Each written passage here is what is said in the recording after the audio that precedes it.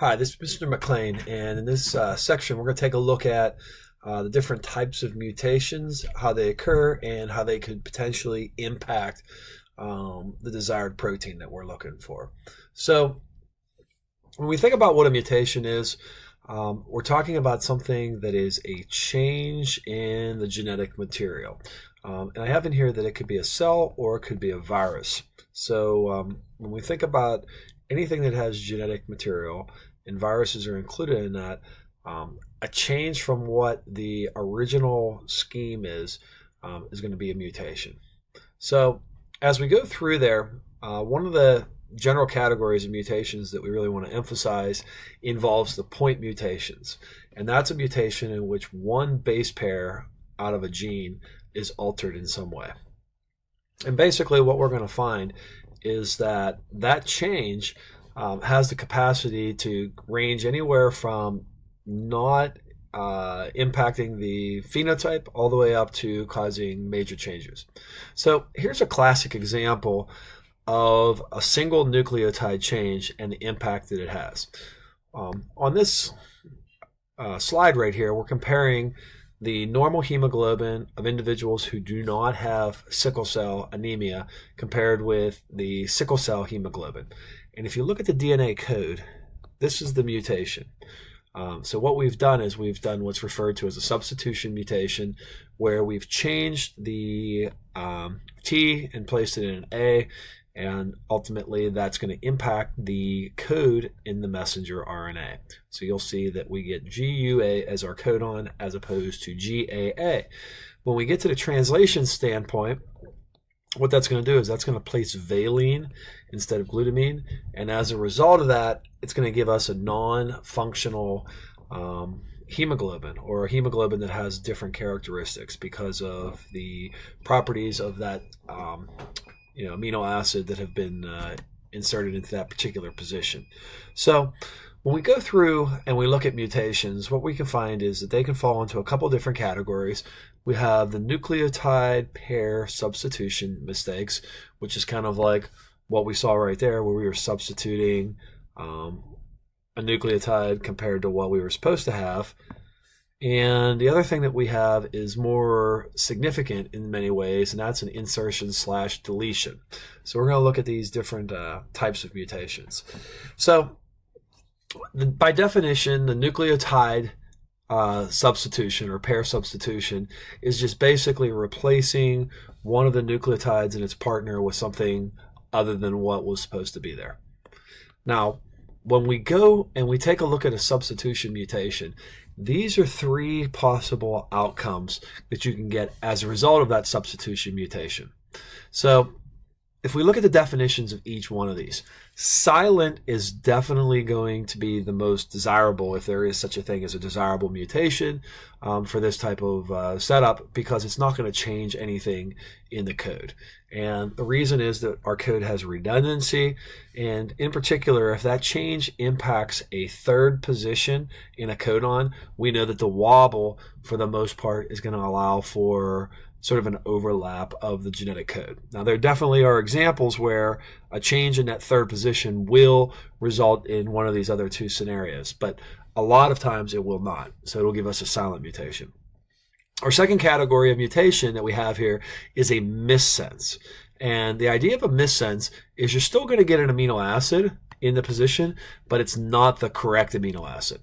So when we go back and we look at the situation right here, we got an amino acid, it just isn't what we were supposed to have.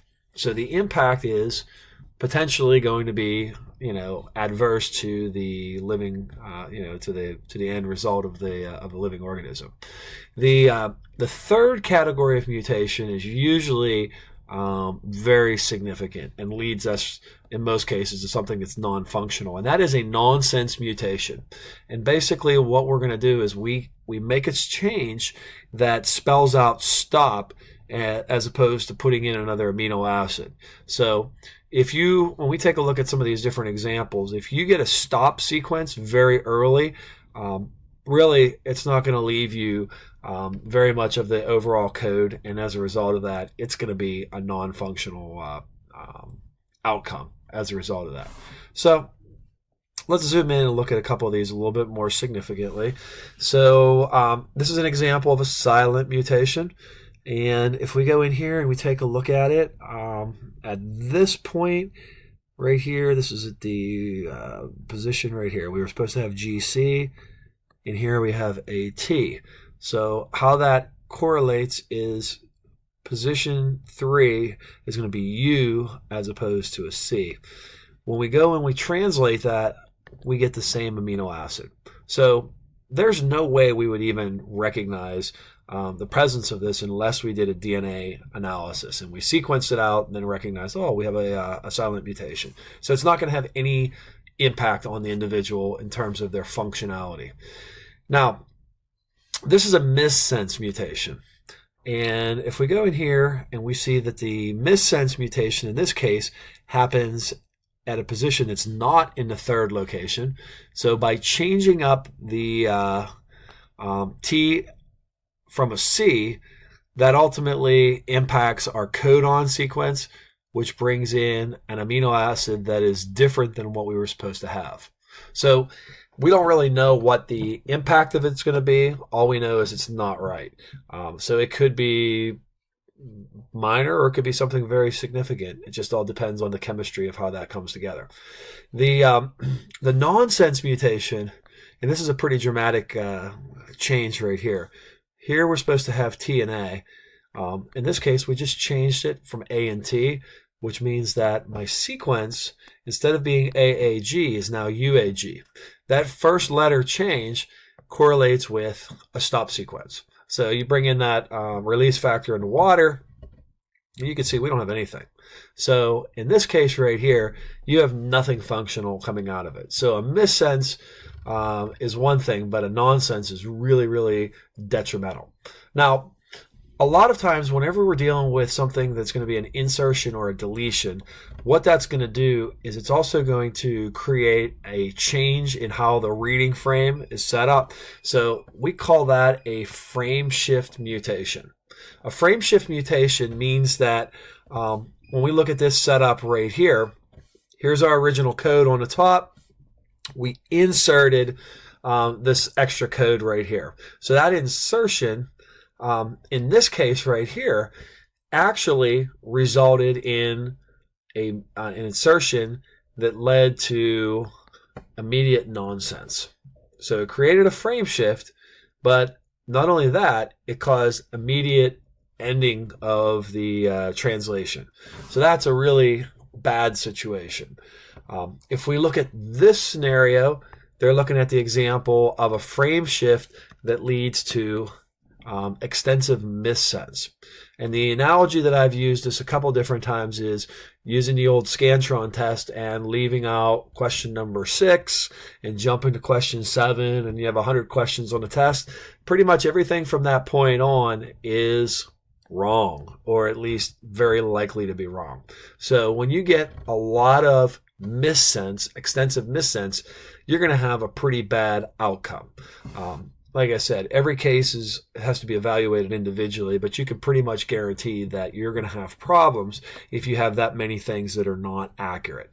The other thing we can find is that in this case right here, we've done an insertion or potentially a deletion where there's no frame shift, but you could lose an entire amino acid.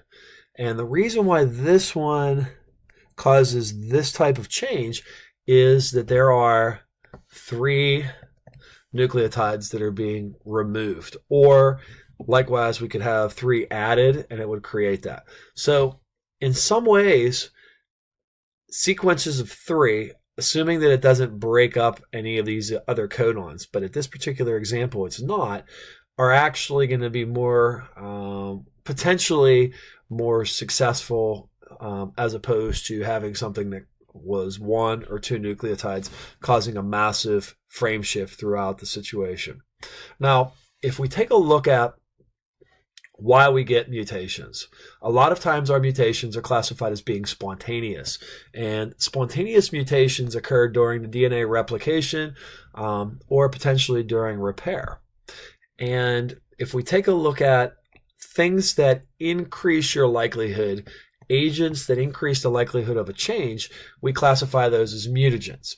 And then within mutagens, you can take a look at more specific types of carcinogens and other things that are ultimately going to create a variety of different changes in that situation. So that wraps up our quick review on the different categories of mutations. Hopefully that helps you understand the different categories. Thank you.